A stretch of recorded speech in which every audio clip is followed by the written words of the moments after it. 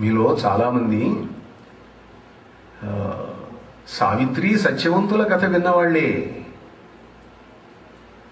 సత్యవంతుడు అల్పాయుష్కుడు, తెలిసి తెలిసి సావిత్రి పెళ్లి చేసుకున్నది. పెళ్ళైన తర్వాత సంవత్సరానికి మరణం. భర్తతో పాటు ఆ రోజు తాను కూడా అడవికి వెళ్ళింది.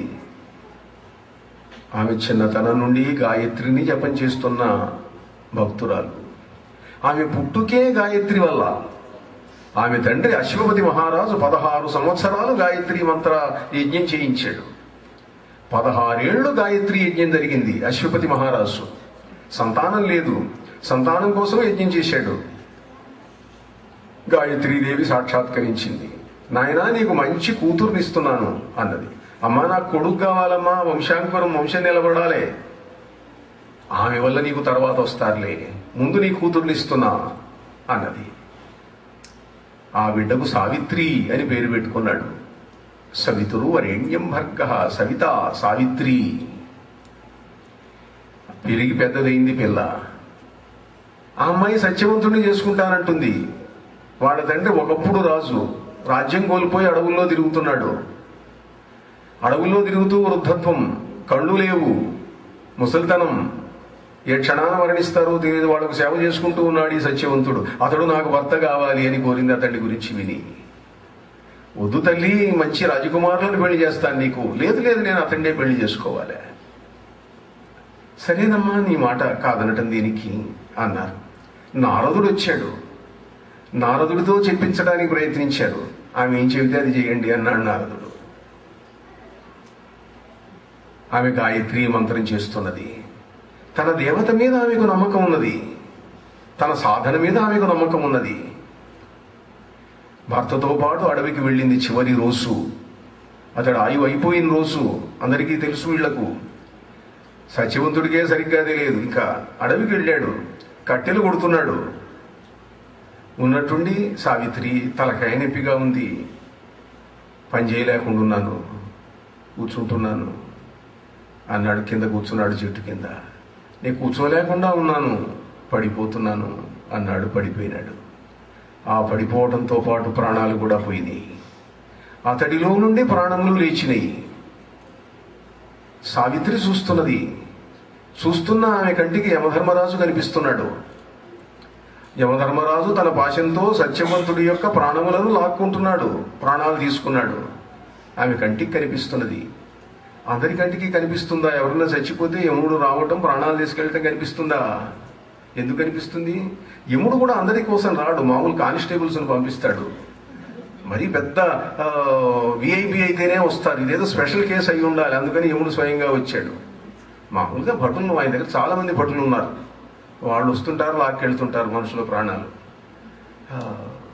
ఆమె కనిపిస్తున్నది. వెళుతున్నాడు ఆయన. యమ మహిష ఘంటికా నినదములు, కాలుని దున్నపోతు చిరుగంటల మ్రోతకు దక్క, సంధి వాక్యాలకు వినులుగ్గుదురటయ్య మదాంధులు అంటాడు కృష్ణుడు కౌరవుల గురించి చెబుతూ. యమ మహిష ఘంటికా నాదం వింటున్నటువంటి వాళ్లకు సంధి మాటలు ఎట్లా రుచిస్తాయ్యా అంటాడు. కాలపురుషుని లోహ గంటలు ఖడేళ్ళు మన్నాయి అన్నట్టుగా విన్నది వినిపిస్తున్నాయి. ఆ మహిషము ఘనఘన ఘంటారవాలు చేసుకుంటూ వెళ్ళిపోతూ ఉన్నది. దాని మీద ఎక్కి వెళుతున్నాడు యమధర్మరాజు.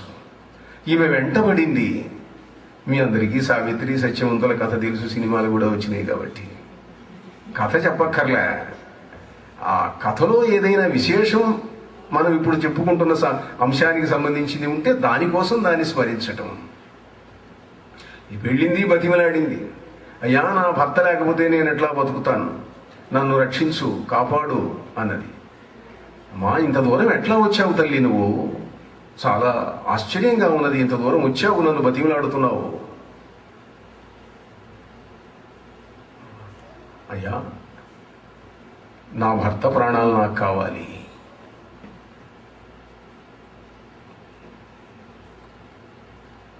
పాపం శాస్త్రి గారు చాలా అద్భుతంగా రాశాడు ఇక్కడ. నల్లనివాడు రక్త నయనంబులవాడు భయంకర స్వరూపోల్లసనం వాడు గదనూని మహామహిషంపై ప్రవర్తిల్లెడువాడు నా ప్రణయదేవుని జీవధనంబు తెచ్చే ఓ బిల్లపురంధ్రులారా కనుపింపడుగా దయచేసి చెప్పరే. పోతనగారి గోపికలు కృష్ణుణ్ణి వెతికారే.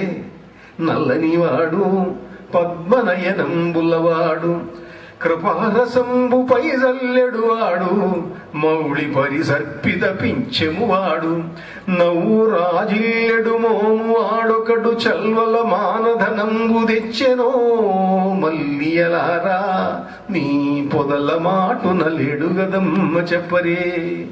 అంపజలు రషడు నల్లనివాడు రక్తనయనంబులవాడు భయంకర స్వరూపోల్లసనమువాడు గదనూని మహామహిషముపై ప్రవర్తిల్లెడువాడు నా ప్రణయదేవుని జీవధనంబు తెచ్చే ఓ పిల్లపురంధ్రులారా కనువింపడుగా దయచేసి చెప్పరే. వాళ్ళు ఏం చెప్పారో చెప్పలేదు. యమధర్మరాజు, అమ్మా అది తప్ప ఇంకేదన్నా అడుగు, వరమిస్తాను. అడవిలో ఉన్న మా ముసలి మామ అత్తమామలకు కళ్ళు వచ్చునుగాక, వాళ్లకు తిరిగి రాజ్యప్రాప్తి కలిగించండి అన్నది. తథాస్తు. ఇంకా వెళ్తున్నాడు. ఈమె మళ్ళీ వెంట పడుతున్నది. అమ్మా నువ్వు అడిగింది ఇచ్చాను కదమ్మా, మళ్ళీ ఇంకా వెంట వస్తావేమిటి? నా భర్త ప్రాణాలు కావాలా? సరే ఇంకొక వరం అడుగు, అది తప్ప అన్నాడు. ఈసారి నా తండ్రికి నా తల్లి వలన మగపిల్లలు పుట్టాలి, 100 మంది పుట్టాలి. తథాస్తు. ఇంకా ముందుకెళ్తున్నాడు. ఇంకా వెళుతున్నది ఆవిడ.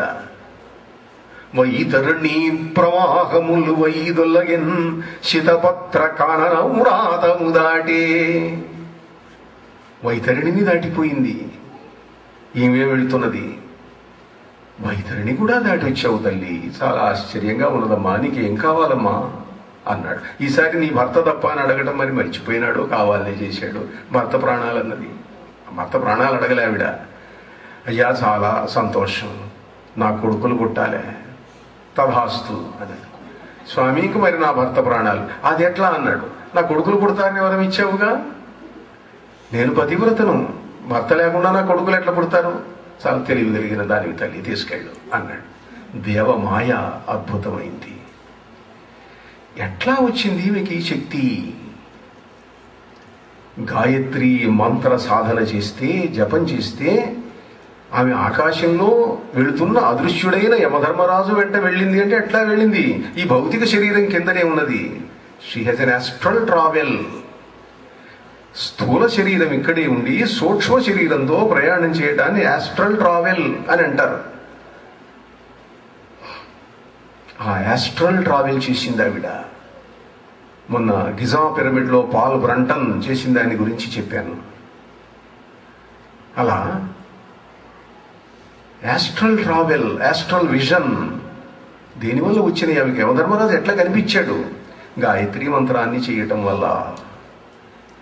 గాయత్రి మంత్రం చేస్తే మీకు 3వ కన్ను తెరుచుకుంటుంది, ఆస్ట్రల్ విజన్ వస్తుంది, ఆస్ట్రల్ ట్రావెల్ వస్తుంది అని చెప్పటానికి సావిత్రి సత్యవంతుల యొక్క చరిత్ర ఒక అద్భుతమైనటువంటి ఉదాహరణ. గౌతముని యొక్క కథ.